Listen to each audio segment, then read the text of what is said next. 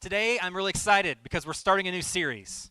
And I'm excited for any number of people who might be here this week or any other week. No matter what your faith background is, or what your church background is, or kind of where you stand on faith right now, this is hopefully going to be very helpful for all of us in the room for a different number of reasons. This series is called The Problem of God, and it's based off a book of the same title by a man named Mark Clark. It's kind of a cool name, Mark Clark.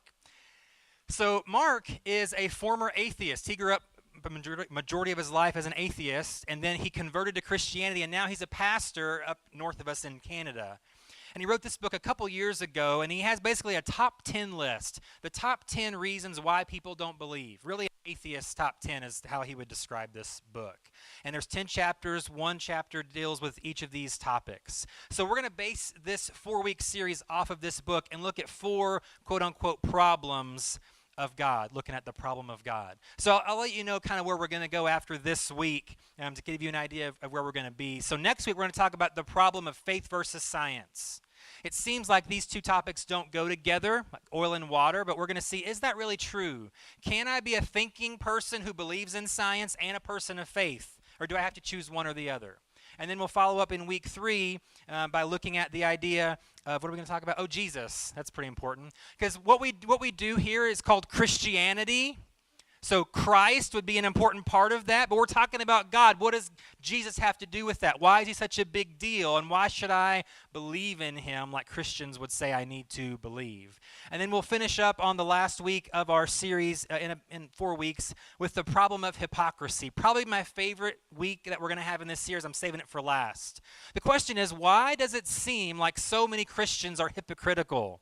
That's a big label that a lot of Christians get, some deservedly so, and we're going to look at why. Why is there that perception? Is there a reality to that perception?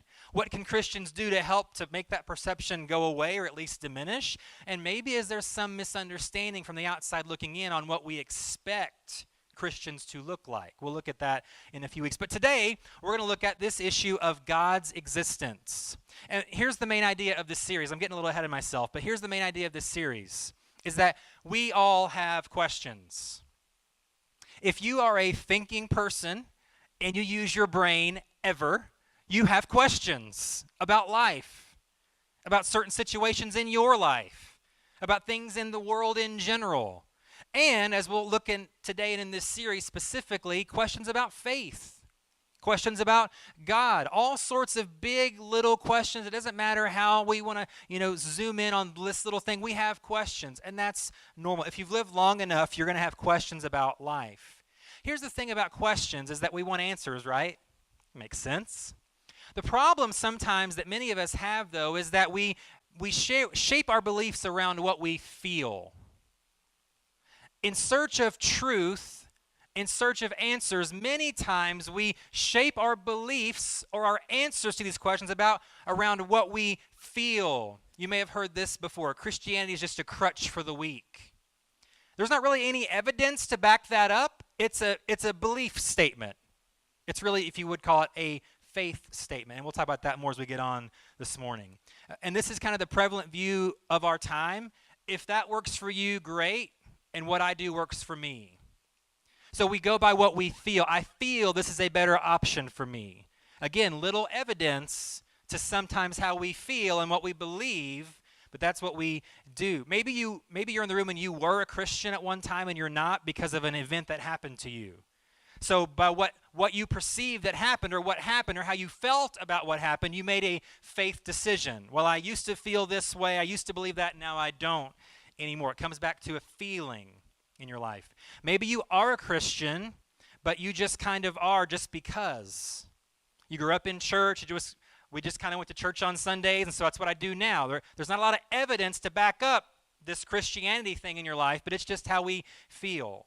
And maybe you're in the room or listening today, and you're not a Christian because your questions haven't been answered yet. And so you feel, unless I can get every duck in a row, I'm not going to go in on this faith thing.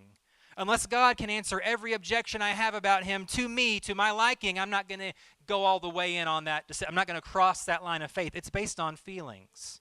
Many times we want to shape our beliefs around what we feel. But I would encourage us in this series specifically and in your life in general, no matter what you believe or what you don't believe, here's what I would encourage us to do. Instead, we should shape our beliefs around what's real. Not what you feel, but what's real. And this is really the best way to live, because how we feel changes all the time, doesn't it? Sometimes from day to day, how we feel, even about the same topic, might change. More evidence would make me change this belief. A different circumstance would make me feel different about this thing or this person or this event. And so if we base our beliefs around how we feel, it's a roller coaster.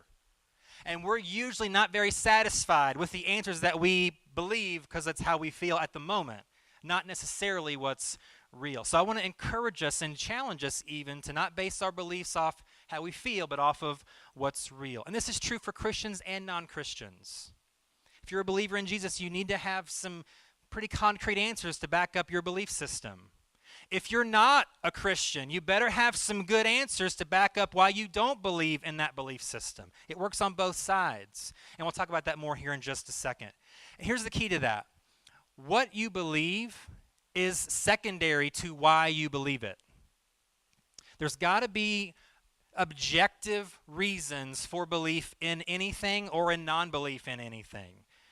Credible reasons. And again, we'll get into more details here in just a little bit. Let me just say about this series, we are not going to answer every single question about God in this series. This series would never end if that was our objective. There's too many questions, too many nuances to the same question. I could spend 6 weeks on one little question about God. We're just not going to do that. So don't come into this thinking, well, after the next week, after today, or after a month from now, I'm going to have every question answered. It's not going to happen. We're not going to get there. And even the questions that we do try to wrestle with, we're not going to exhaust the answers to those questions either. Because again, I've kind of been basing the length of my sermon on the number of points I think the Chiefs will score that Sunday. And as much as I love the Chiefs, I don't really want to go 3 hours today, all right? So, and no one else wants that either. Here is what I hope we get from this series. I hope that every week it makes us think a little bit more, a little deeper, a little harder. I hope that it makes us ask some tough questions about our belief system. It makes us really think, okay, well, I've just always thought this, but is that really how it is? I've always had this assumption about God, but is that just a belief that I had on what I felt and just went with that, or is there something more evidence-based to that? I hope that we're even challenged, maybe even get a little uncomfortable, especially for the Christians in the room, especially for us that I have this belief system and it's rock solid. I hope even today we're like, oh boy, I don't like this. Like, you're making me want to go to the other team here, right? Maybe not to that degree, but still maybe make us squirm a little bit, because our belief system, no matter what it is, no matter if you're a Christian, non-Christian, doesn't matter, it should hold weight. It should hold water. That's what we want to do. Today, again, we're talking about the problem of God's existence. And let me kind of recap the way I opened and reword it a little bit different for this topic specifically today. The first idea is that everyone has a belief system. Even about like the best pizza chain, you have a belief system about what's the best pizza. Some people are like, Pizza Hut all the way. How many Pizza Hut people do I have? I'm in that crowd. Yeah, all right, that's good. How many Papa John's people? Okay, so it's like, better ingredients, better pizza would be your argument. That's your evidence for that belief, right? That's my belief system. And then people with no taste buds like Domino's, right? Yeah, okay. I knew there'd be one if I said that. I knew I was going to offend somebody. But she was loud and proud. Domino's, all right. Everyone has a belief system. Everyone, about life and about faith and about God. Christians obviously have a belief system. It's pretty well known and monitored what that is. Judaism is a belief system. It's different from Christianity in some ways, but it's a belief system. Islam is a belief system, right? They have these tenets of faith. They have these beliefs. It's a belief system. Someone who would say, well, I'm spiritual but not religious, that person has a belief system. They believe certain things for certain reasons. They have a belief system. Even atheists have a belief system. A non-belief in something is a belief system. I don't mean that to be offensive. It's a fact. To say that I don't have a belief system is a false statement. No matter what you believe or what you don't believe, you have a belief system. And again, here's where this series, I think, is going to be helpful. The problem with many of our belief system is that we're only about 3 questions away from that belief system collapsing. Because when the questions get too technical, we don't know I don't know. Why is this true? Why do you believe that? Because not a reason. And so Christians, sometimes we're guilty of that. We maybe don't keep learning more about the faith. We don't learn outside of the Bible to know why things might be the way they are, or how to explain things in a different way. That's why today's going to be so important. But even those who are not of the faith, sometimes their reason is because. I don't believe because. That's, again, not a reason. Or a staunch atheist would maybe say, well, because science. Which, again, that's what a 3-year-old would say, because science. It's not even a complete sentence, but sometimes we want to fall back because those questions get really tough and we don't know what to do. We're 3 questions away from our belief system collapsing. So here's what I want us to do, and then we'll get into specifically today's talk here in just a second. I want us to, for that not to happen, here's what we have to do. We have to follow the evidence where it leads us and not where we hope it leads. To keep your belief system, whatever it is, however mainline it may be, however out there in left field, it doesn't matter. However much you don't believe in anything, it's a belief system. So to keep that from collapsing, we have to follow the evidence where it leads, not where we hope it leads. Those are 2 very different things. It's like this. So growing up, maybe you rode a bike, and probably, well, maybe it depends on your age. If you're a parent now, you tell your kids to wear a helmet, right? And so the kid might say, well, Mom, why, right? I don't want to wear a helmet. I look goofy. It hurts. It's awkward. I can't see great. Get a helmet that fits, kid. That's what I would say, right? So you tell your kid, wear a helmet when you ride a bike. And they would say, why? Because it's safe. But so far, they haven't seen evidence to prove that that's true. So the kid might decide, I don't need a helmet, Mom. You loser, right? You oversensitive, parent, millennial parent, right? So they go out and they ride their bike and they try to take a turn too fast and they fall and hit their head on the pavement and they have a huge gash. Now the evidence is leading them in a different direction, isn't it? If they're rational, if they're a thinking kid, if they're fair to their mother, they're going to say, you know what? I have evidence now to back up your claim that a helmet keeps me safe. And so then what the kids should do, even though they probably won't, is follow the evidence where it leads and now wear a helmet because I have the evidence to back up this claim. That's what our lives should look like. We should follow the evidence where it leads, not where we hope it leads. So today we're talking about, again, God's existence. Today's going to be one of the more unique sermons I've ever given, and it's for this reason. I'm going to give basically 3 arguments for God's existence, but I'm going to tie my hands behind my back. I'm not going to use the Bible at all. Now, for some in the room, it might make you offended. I'm not using the Bible at church. This is why. Because for someone who may be listening to this now or years to come, right? Here's the thing. They may not see Scripture as authoritative. They may not, I don't care what the Bible says. That's not my belief system. That's what you believe. That's what you claim. That's what you say. But I don't care what the Bible says. So for me to use the Bible to try to prove God's existence would be foolish. Be a waste of time. Wouldn't be effective. So I'm going to attempt to give 3 non-biblical arguments for God's existence. So we're playing fair here, playing by the same rules. It's not what I say against what you say. It's we can all agree on these sort of scientific ways of looking at things to then come to this conclusion, to follow the evidence where it leads about God's existence. And so this will be helpful. So if you are a Christian, this will be helpful for you to, again, see things in this way if you haven't before, and then also maybe to be able to explain, don't go start arguments at work tomorrow. Okay, please don't do that. So when this gets uploaded to the internet tomorrow, the next day, please don't say, hey, here, John, you need to watch this. God does exist. Don't do that. I will pull the video down if I hear about that, all right? We'll burn the evidence. So that's not what I'm saying. But I think if we can strengthen what we believe and follow the evidence where it leads, it's going to be helpful in our lives. So let's look at these 3 arguments for God's existence, non-biblical. The first is what we call the moral argument. The moral argument. And this involves 2 different ways of looking at the world. And this is scientific. This is not biblical. This is not theological at all. So in creation, in the universe, there's the physical and there's the metaphysical. Meta is the Greek prefix for above or beyond. There are things, and I don't want to get too into next week's material about science, but there are things, many things, that science can't explain. Lots of things. There are lots of things that different studies of science can explain. But any scientist who is intellectually honest with you would say there are a lot of things that we haven't been able to explain, and they would probably say yet. Because there's this belief in humans that we can figure it out. We're going to explore the deepest reaches of space, and we're going to figure it out. There's nothing that we can't conquer, and I love that. I think God, hardwired us to think that way. Okay? We can conquer that hill. We'll take it, right? We're going to figure this out. But any scientist would tell you there are things that the physical world tells us, but there are things beyond that that we can't really explain. And I would say that morality is one of those things.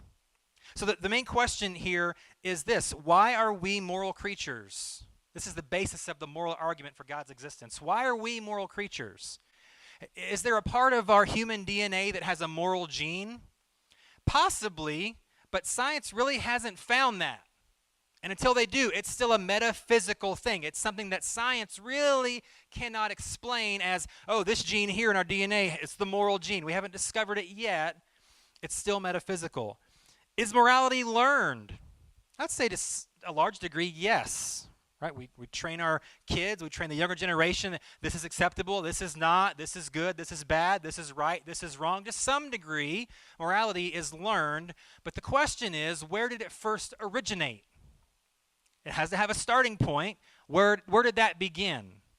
Because if there was a beginning, which I'm, again, getting kind of muddled in ahead of myself. If there was a beginning, where did that begin? How did that happen?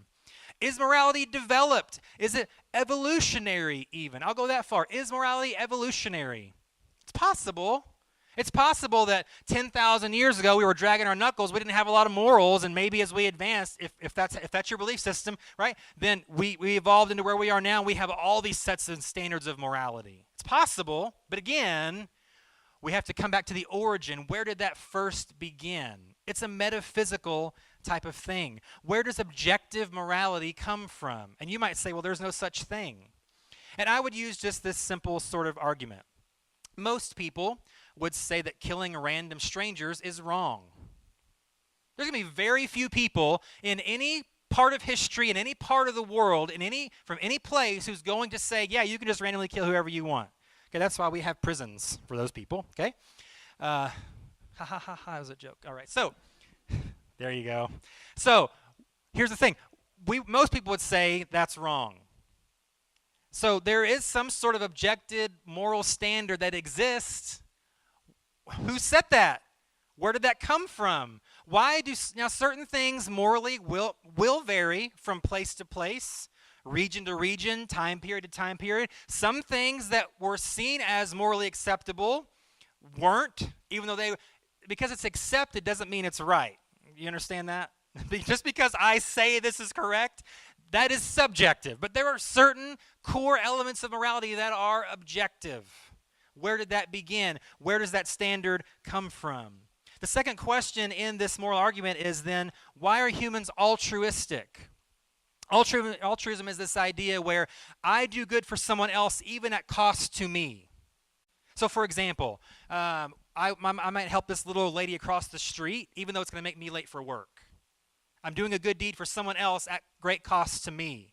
It's like the smartest kid in school volunteers to lead a study group even though they know me helping them might give them as good of a grade or better than I get. I'm helping them at possible cost to myself. Or you see someone that falls over on the train tracks and you would go, your instinct is, well, someone needs to go help them, pull them off because there's a train coming. And so at great cost to me, I'm going to risk everything to try to pull them off the tracks. Where does that come from? Why do we behave in that way? And if you look at really the evolutionary view of humans, that can't be explained in a physical way. It's a metaphysical idea. Where does this come from? Why? Because evolution teaches us, and this is not against evolution or anything, I'm just explaining this worldview, okay? The idea of evolution is survival of the fittest. You heard of that idea? Right. So if that is all that we are, the weak, they fall and die, and the strong survive. If that's all that this race of humans is, then why do we have compassion for the poor? They're weak.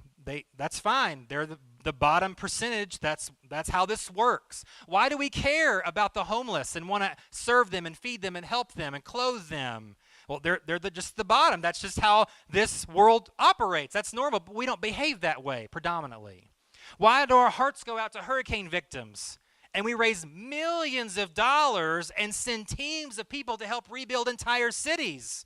Well, that's just what that part of the world deserves, right? You're on the coast. That's what happens. Storms come every few years. We don't behave that way. We would think that would be a wrong way of thinking, wouldn't we? Where does that come from? Where does this morality come from? Where does this altruism come from? Where does that happen? It seems reasonable to me to believe that human morality and altruism must come from an outside source. It can't come from within. We've not found any evidence, right? We're following the evidence where it leads. There's not been any scientific evidence that I'm aware of that shows we have a moral gene. We might get there one day, and then it's going to be harder to use this argument. But for now, it seems logical to assume or to even give the idea of a chance that there is an outside source who causes us to behave in those ways. So that's the moral argument for God's existence. The second argument for God's existence is what we would call the cosmological argument. Throwing a lot of big words today out, so I didn't have my Bible, so I had to go use Wikipedia. No, all right. So this is based off of the book. If you want to get the book, The Problem of God, you should do it. It's awesome. We're not going to cover every chapter, so there's a lot of other great things in there. The cosmological argument. So cosmology is the study of the origin and development of the universe. How did we get here? And where are we going? And so this is the second argument. So here's the thing you may not have considered. Atheists and theists, so that's people that do believe in God, for hundreds and hundreds of years agreed that anything that begins to exist has to have a cause. And so maybe you've had this question before. Maybe even your kids have asked this, or a little kid ask, where do babies come from? We all have this knowledge that everything has a starting point. Everything begins somewhere. There's a cause to everything. And so that's kind of an awkward type of question. But even look at a small business. Maybe you started one. Where did that small business come from? You just wake up and poof, there it is? No, it started with a person that had an idea for a product or a need that was out there. They drew up a business plan. They got some investors. They raised some capital. They bought some sort of building or started a website, and now they've started this small business. It didn't just happen. There's a cause when you go back far enough. Even look at the car that you drive. Where did that come from? It didn't just appear out of thin air. It has thousands of pieces of metal and plastic and glass that were formed in a certain way in one factory and shipped to another one that they can be put together in order by people on purpose for a design. That's how your car works. And that's how really the universe works. So atheists and theists have always agreed there is a starting point. And that was true until about 100 years ago. And then we had this scientific sort of monkey wrench, if you will, that got thrown in. Maybe you've heard of it. It's called the Big Bang Theory. Here's the problem for atheists and hardcore scientists with the Big Bang Theory, is it supports what people of faith have said all along. Because from the beginning, right, early science, the idea was, well, Christians would say, well, God made us. God designed the universe. And until about 100 years ago, scientists would say, well, the universe did it itself, but it's never ending. They never saw a beginning and an end point. They never saw the beginning. They always say, well, it's just infinite. It goes on and on and on. There's no beginning until the Big Bang Theory came out in the 1920s. Now, there was science to lead up to this for a couple hundred years preceding it. But when this first came out, here's the thing you may not know. When the Big Bang Theory first became popular in the 1920s, the scientific community had a hard time with this. Because, again, their belief all along was, no, it's always existed. It's always been there. And now we're having to go to this belief that there is a starting point. So for the first couple decades, at least, of this theory, it wasn't widely accepted in the scientific community. It seemed to give more teeth to the other side here, to the argument that's been around for thousands of years. Now, Again, they explain it in different ways, obviously, that we know that quite well, but the fact is they're really sort of saying the same thing. Here's the monkey wrench to this sort of new idea. Less than 100 years old, if there's an idea that's less than 100 years old, it's pretty new, okay? So here's the problem. Now science has to answer a question they didn't have to answer before. Now science has to answer this question: how did a complex, expanding universe come from nothing? Because that's the argument. It comes back to this one point when there was nothing. And so the author, Mark Clark, in his book, he has this, and you've probably thought of this as well, this sort of equation to explain the Big Bang Theory. And it's simple, but it seems fairly accurate. He's not trying to put up a straw man here. Here's what he's saying. The Big Bang Theory is simply nobody times nothing equals everything. Okay? So science would say everything has a starting point. We'll give you that. The Big Bang purports that, right? That's the main thing. It's going to go back to this one point, but it started with nothing and no one. And from that combination, we have everything. That's what the theory, in a nutshell, is basically trying to assert. And so he's saying, is that possible? That equation that can't happen. That is an impossible equation. So his argument, and I would agree, that there has to be a someone in this equation. There has to be. There's no other way. Robert Jastrow is an astrophysicist, and he writes this.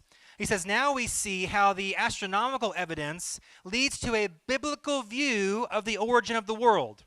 The details differ, but the essential elements and astronomical and biblical accounts of Genesis are the same.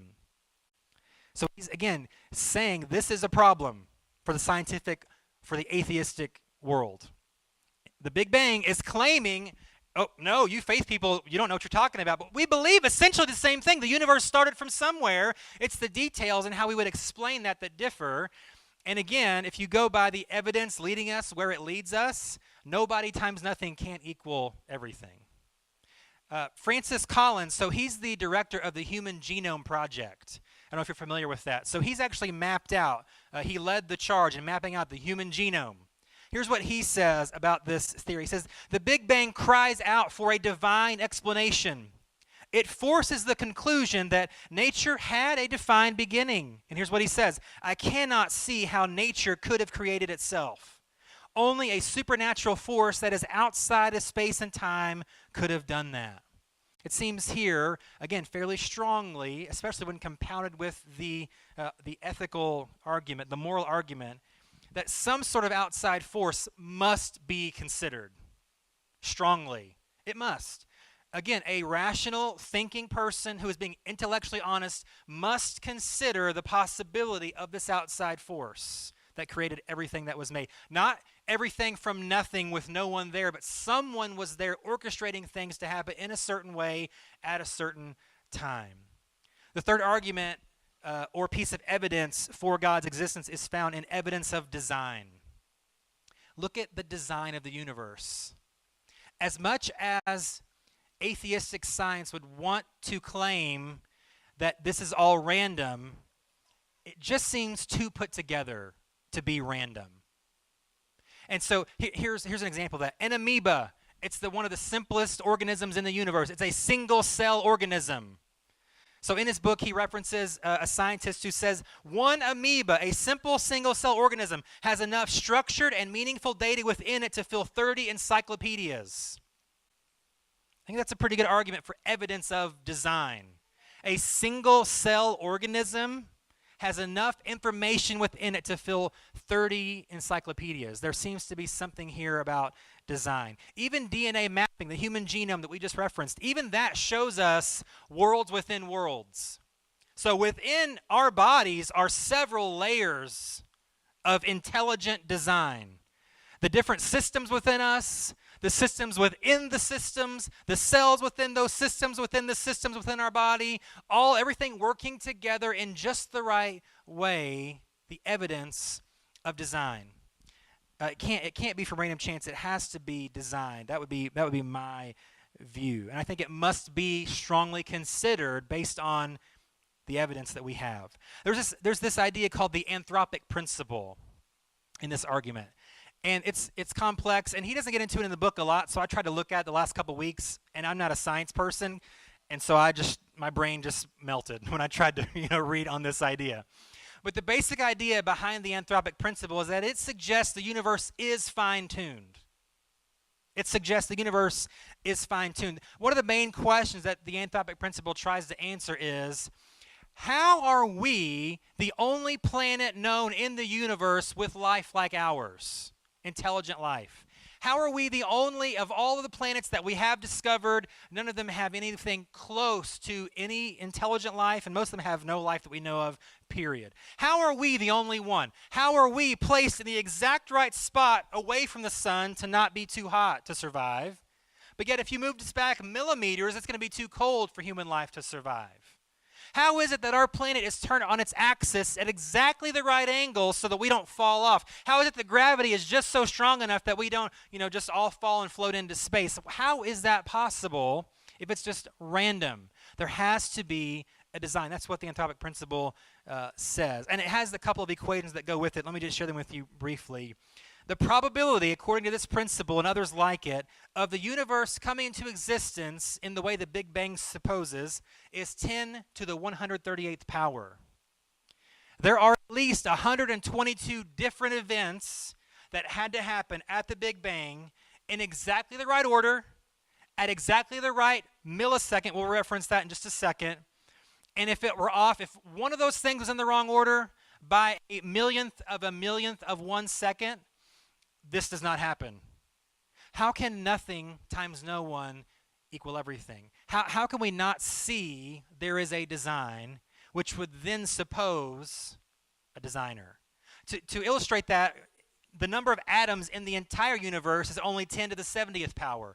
Not just the atoms in your body, not the atoms in all of our bodies, not the atoms in our planet, not the atoms in our galaxy. Every atom in the universe is estimated to be at 10 to the 70th power, and yet the chances of this universe just happening to happen are 10 to the 138th power. How can we not at least entertain the idea that there is a designer behind this design? A couple of quotes as we kind of wrap it up this morning is this. First is Fred Hoyle, another astrophysicist. He says this: a common sense interpretation of the facts suggests that a super intellect has monkeyed around with physics as well as chemistry and biology, and that there are no blind forces worth speaking about in nature. He's saying everything has a reason, everything has a cause. There was a beginning, there is a design, and he would say there must be a designer to this. And this is not, again, this is not a pastor saying this. This is not a verse from the Bible. This is an astrophysicist who does this for a living, who knows way more than me, who is purporting the same thing that Scripture would purport if I allowed myself to use it, which I'm not. Okay, no cheating. Even at the end, I'm not going to give in. I really wanted to give in at the very end, but I'm not going to do it. I'm not going to do it. One more quote, and I won't reveal who this is until the end. So if you have the Bible app, don't cheat. Last quote. If the rate of expansion 1 second after the Big Bang, again, we talked about the order of all these things having to happen in the right order at the right time. Here's how close, here's how small little room for error there is. If the rate of expansion 1 second after the Big Bang had been smaller by even 1 part in 100,000 million millionths, think about how small that is, the universe would have recollapsed before it ever reached its present size into a hot fireball. The odds against a universe like ours emerging out of something like the Big Bang are enormous. I think there are religious implications. Who wrote that? Stephen Hawking. Maybe you've heard of him in his book, A Brief History of Time. He's not the greatest proponent of Christianity or belief in God, and yet here he is in his own words, claiming, as far as he will allow himself to go, you cannot argue against design. You cannot. There's no way. Anyone that really wants to use, again, intellectual, thinking and try to be fair in this argument has to know there's design. And they would have to at least give the idea that there may be a designer behind all that.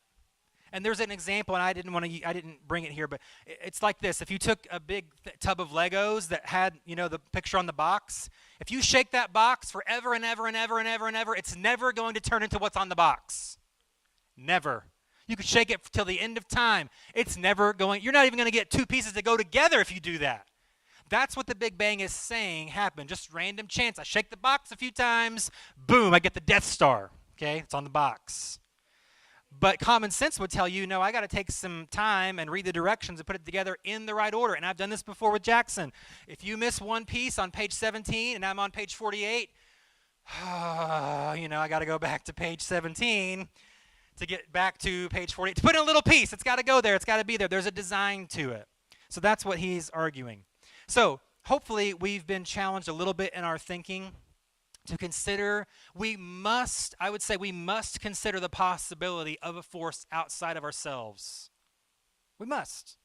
You must. So anyone who would just, again, we want to go by our feelings instead of letting the evidence lead us where it's going to lead us.